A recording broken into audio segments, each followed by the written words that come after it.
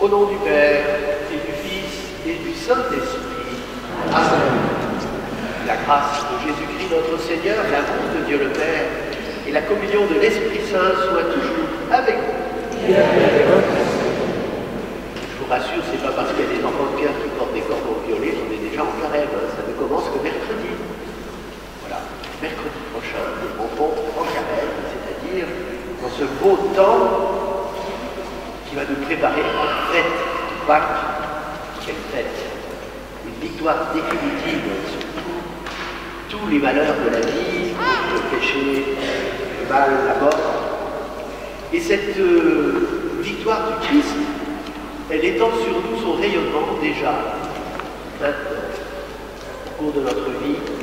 Nous pouvons recevoir de lui le pardon de nos péchés, nous mettre en route sur un chemin de conversion, soutenu par la grâce de l'Esprit Saint.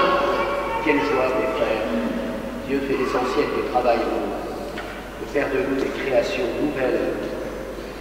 Oui, au début de cette messe, nous reconnaissons humblement que nous sommes pécheurs.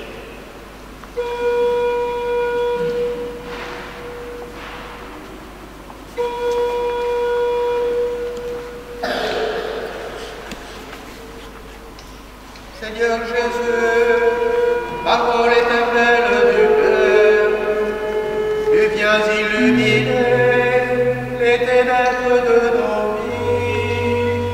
En pitié.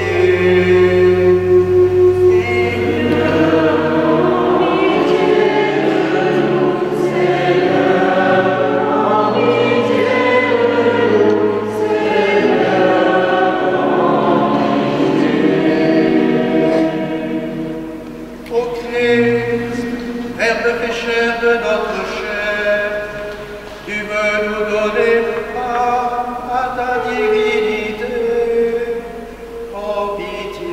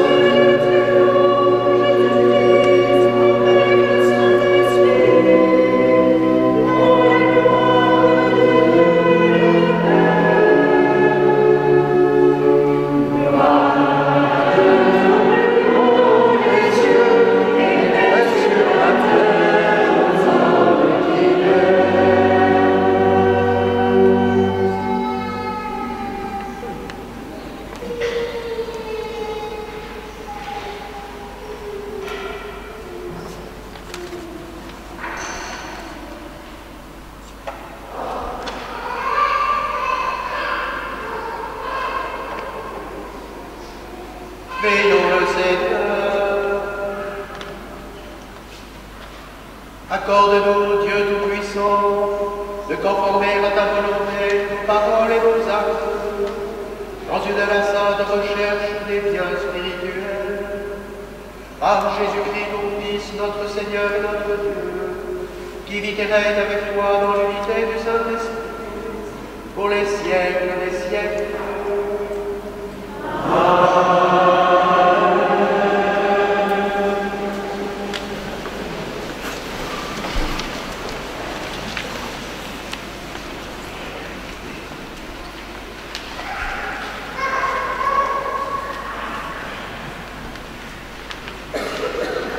Avant de démarrer la lecture, je dis que les enfants rejoignent la sacristie là-bas, c'est-à-dire en participer à voilà. Tous les enfants qui sont divers. Ça, oui, il y a des petits gars. Parce que je vous ai dit que j'allais raconter des histoires, vous ne pouvez pas partir. Mais lui aussi va raconter des histoires.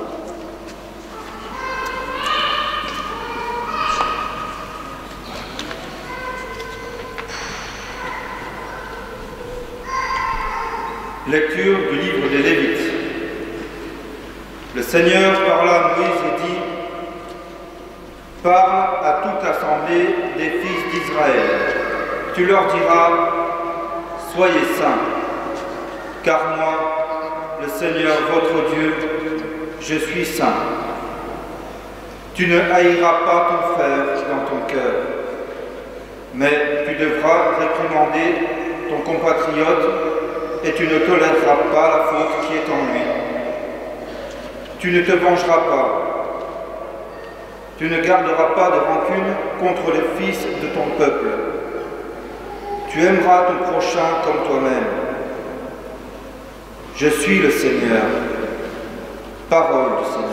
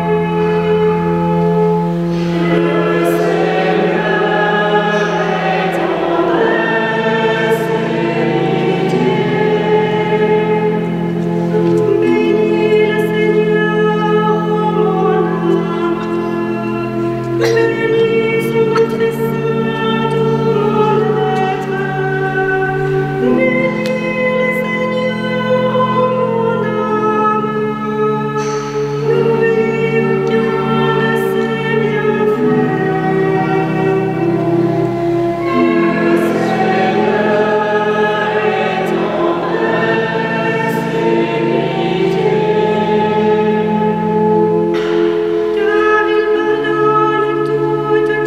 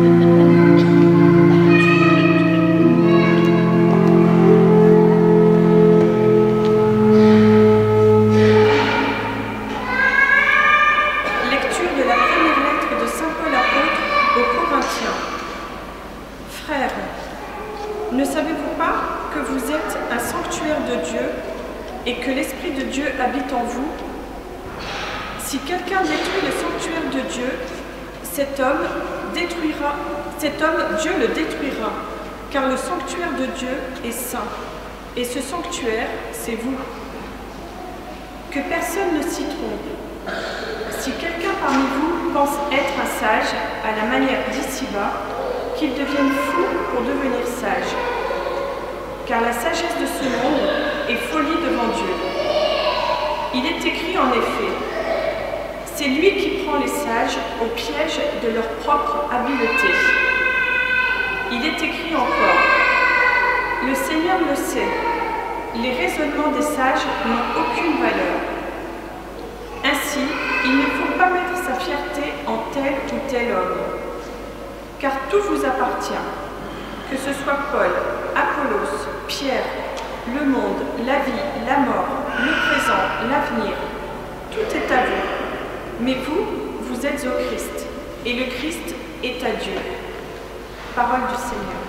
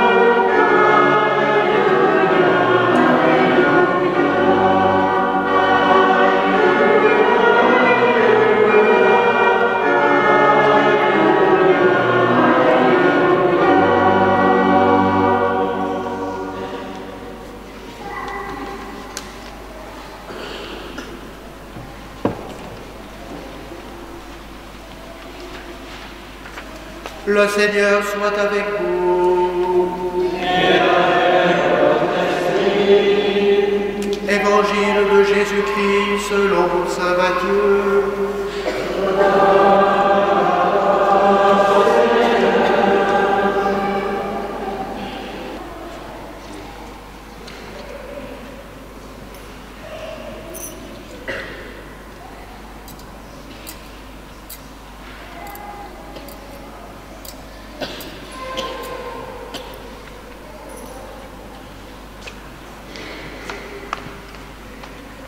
En ce temps-là, Jésus disait à ses disciples, « Vous avez appris qu'il a été dit, œil pour œil, dent pour dent.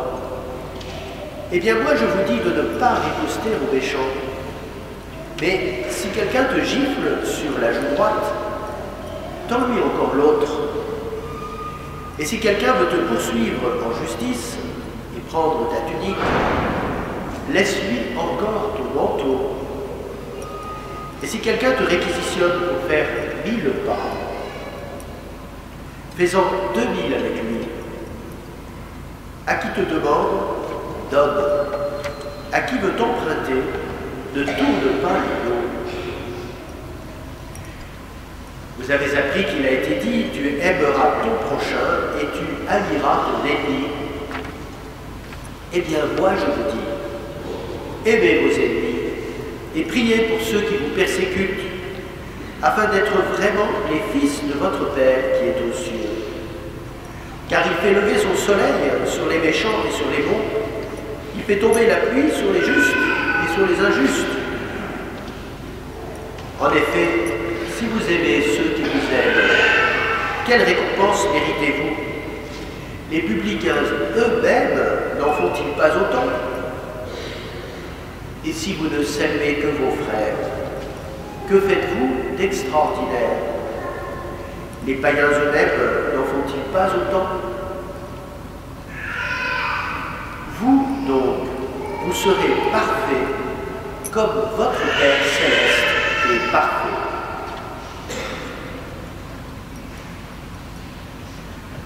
Acclamons la parole de Dieu.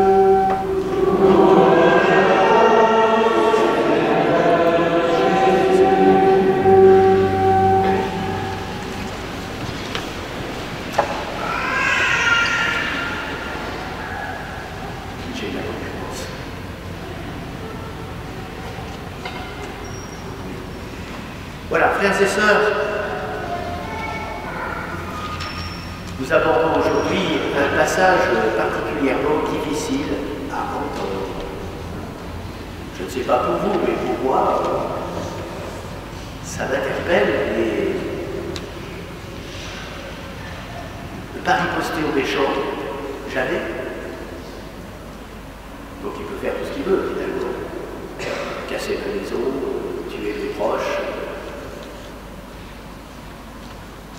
Ça interpelle. Et puis ensuite, tu aimeras ton prochain, tu haïras ton ennemi. Eh bien, aimez vos ennemis. Priez pour ceux qui vous persécutent. Extrêmement exigeant ce que Jésus dit là. On comprend qu'à plusieurs reprises, les apôtres lui disent, mais enfin, c'est les maîtres, c'est impossible, ce que tu nous demandes. Est-ce que vous vous souvenez la réponse de Jésus? À l'homme, c'est impossible. Mais tout est possible à Dieu. Tout est possible à Dieu. Alors les apôtres ont entendu cette parole avant que Jésus vive sa passion. Au fond, Jésus, il va nous illustrer ça. Jésus, il pardonne. Jésus, il n'a pas de rancune. Jésus, cloué sur la croix, dit encore, Père, pardonne-leur, ils ne savent pas ce qu'ils font. C'est-à-dire que non seulement il pardonne, mais il trouve des excuses. Alors, on va dire, oui, mais c'est pour ceux qui étaient en train de le crucifier. Oui, mais je vous rappelle, chers frères et sœurs, que si Jésus a accepté d'être crucifié, c'est pour chacun et chacun d'entre nous, parce que nous sommes tous pécheurs. Qui peut dire qu'il n'a jamais péché, qu'il n'a jamais fait mal? Vous savez ce que dit l'Écriture? Le juste pêche 7 fois par jour. Alors évidemment, on ne tue pas 7 fois par jour, mais ça peut tenir à des choses toutes petites.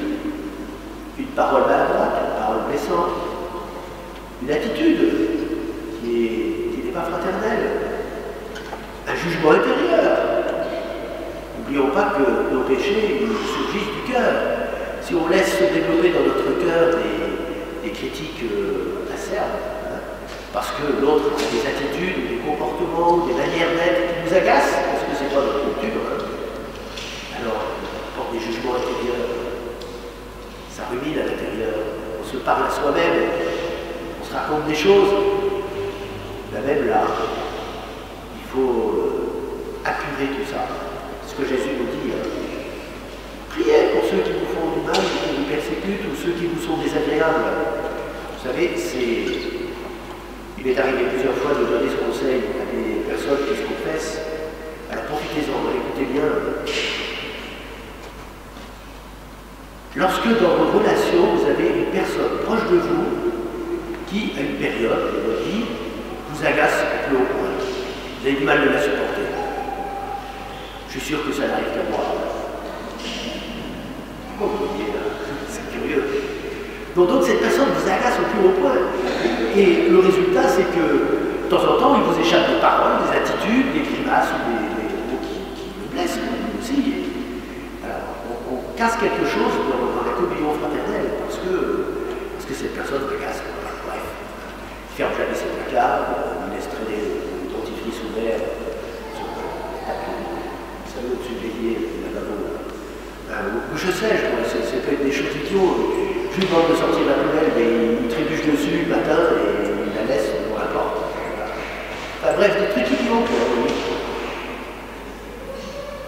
Alors comment je vais faire? Eh bien, mes amis, le conseil que je donne, il est le suivant. Si vous êtes dans cette situation, priez le Seigneur.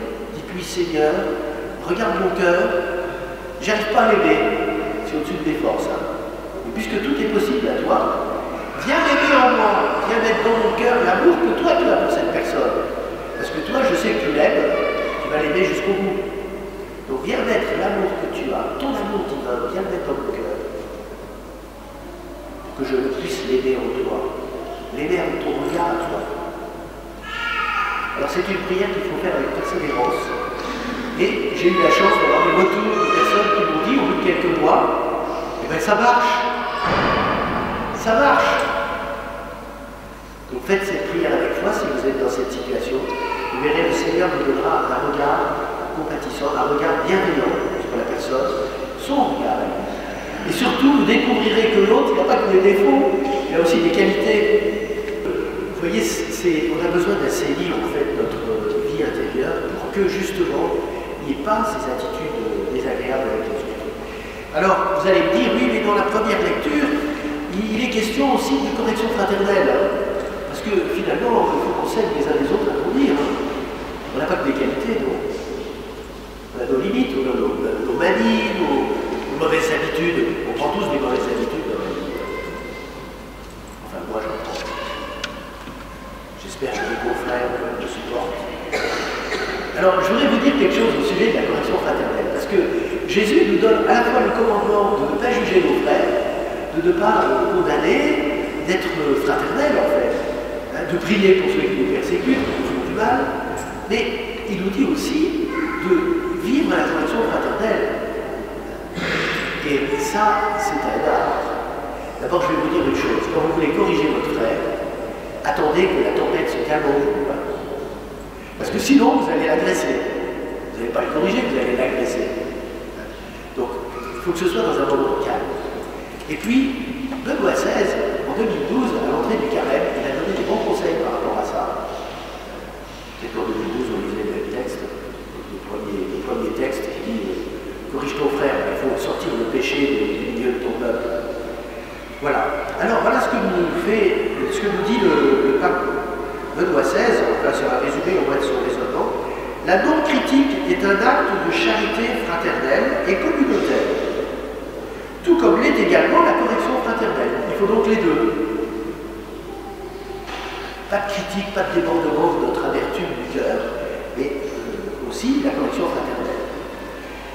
Benoît XVI nous aidait à redécouvrir cette exigence que nous avons les uns vis-à-vis des autres.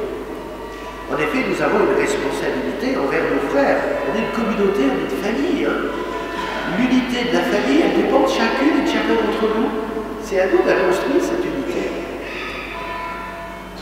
Nous sommes appelés à ne pas nous montrer indifférents ou étrangers au destin de nos frères, mais au contraire, à prendre soin les uns des autres. Vous voyez, il faut qu'on avance tous ensemble vers le salut. Donc, il faut qu'on se sanctifie tous ensemble, qu'on s'aime les uns les autres.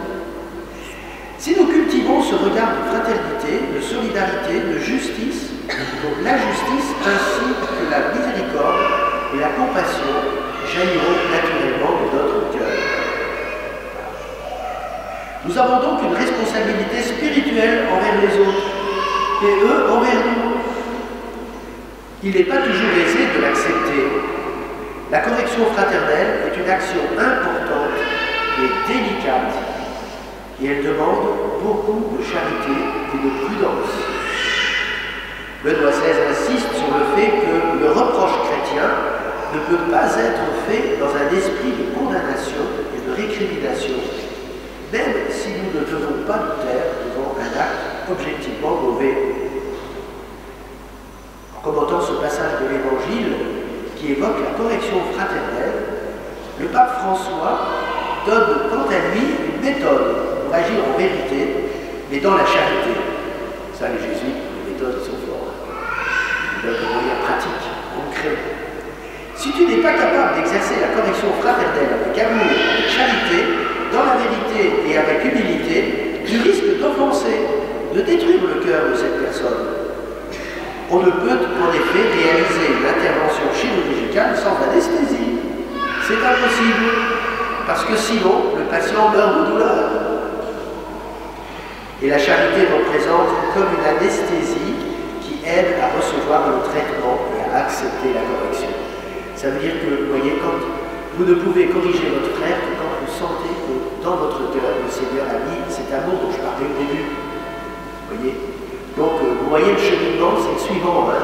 Vous voyez un peu dans votre carême, là, si vous avez autour de vous des personnes qui vous agacent, faites cette prière que je vous ai dit, demandez au Seigneur de venir aimer cette personne en vous, de venir déposer son amour pour la personne dans votre cœur, et quand vous sentirez que cet amour est descendu en vous, alors vous pourrez, avec la charité, corriger votre frère. Peut-être que lui vous corrigera aussi. Hein. Voilà, c'est une correction mutuelle. Et n'ayons pas peur de recevoir aussi une correction des autres. Ça peut nous faire tous grandir ensemble, et ça va être le but. Alors, on va aussi vous donner au cours de ce carême un moyen génial pour parvenir à ça. C'est le fameux parcours gratitude. On vous rabat les oreilles avec ça depuis un mois, et c'est pas fini. Hein. Vous allez tous venir. Hein. Qui c'est qui va venir? C'est tout? Ah, je suis déçu. Non mais par contre, gratitude, qu'est-ce qu'il va faire? Il va faire qu'il va nous aider à regarder le côté positif de notre vie d'abord, pour remercier le Seigneur, parce qu'on a vraiment des raisons de le remercier, et aussi pour regarder ce qui est positif chez nos frères, chez ceux qui nous entourent. Voilà, je vous laisse réfléchir et méditer à tout ça. Et puis on reçoit tous, quand on communie, le maître de la gratitude. Jésus qui rendait grâce à son Père sans cesse, alors que sa vie allait courir sur la croix. Il avait toujours cette attitude de gratitude et il y invite les apôtres. Alors, frères et sœurs, entrez dans ce carême dans la joie.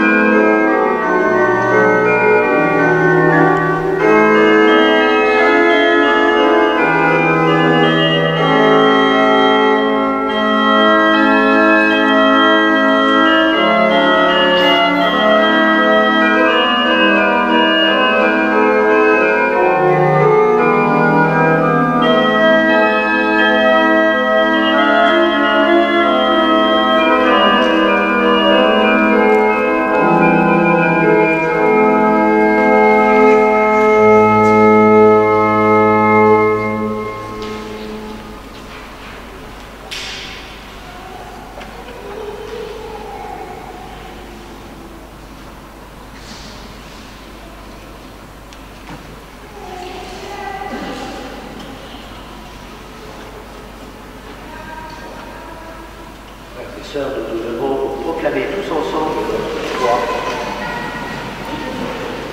Je crois en Dieu, le Père puissant, créateur du ciel et de la terre, et en Jésus-Christ, son Fils unique, notre Seigneur, qui a été conçu par la Sainte et de la Vierge Marie, a fait faire son Ponce Pilate, a été crucifié, est mort, a été enseveli, est descendu aux enfers, le troisième jour est ressuscité des morts, et monté aux cieux, est assis à la droite de Dieu, le Père puissant, où il viendra juger les vivants et les morts.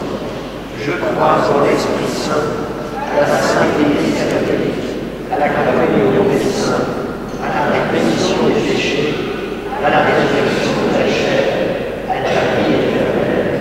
Amen. Nous nous tournons vers notre Père du ciel et nous lui adressons avec confiance notre humble prière.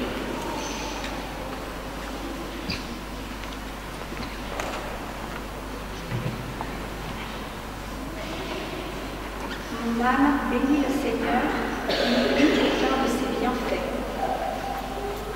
Seigneur, nous te prions pour l'Église, qu'elle manifeste au monde ton vrai visage, plein de tendresse et d'amour. Que les prêtres soient les témoins de ta miséricorde, en particulier dans le sacrement de réconciliation. Seigneur, nous te prions.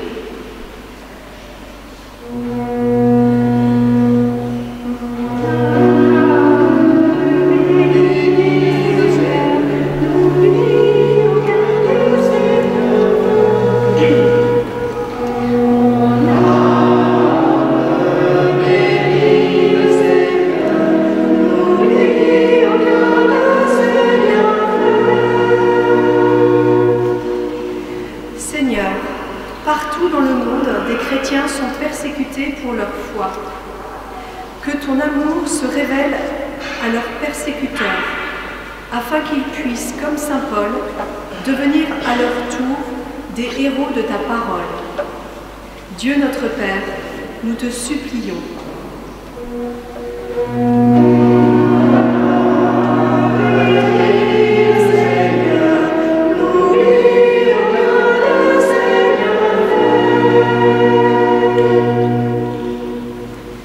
Seigneur, apprends-nous à être des enfants de lumière auprès de nos frères migrants qui sont si facilement méprisés en raison de leur race ou de leur couleur de peau. Guide-nous sur les chemins de la charité en nous aidant à les accueillir au lieu de les rejeter. Seigneur, nous te prions.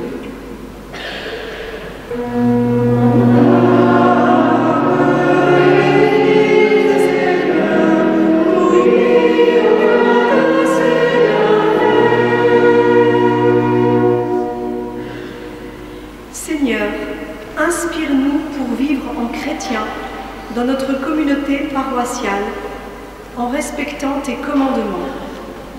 Nous aimer les uns les autres, savoir pardonner à ceux qui nous font du mal, visiter des personnes seules ou malades.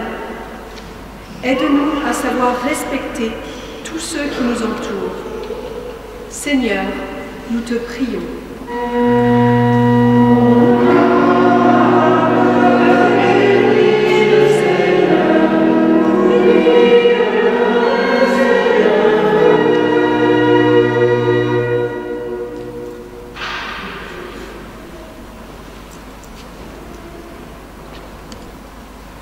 Père, Seigneur du ciel et de la terre, écoute la prière que nous te présentons et guide les pas de ton peuple. Nous te le demandons par Jésus le Christ, notre Seigneur.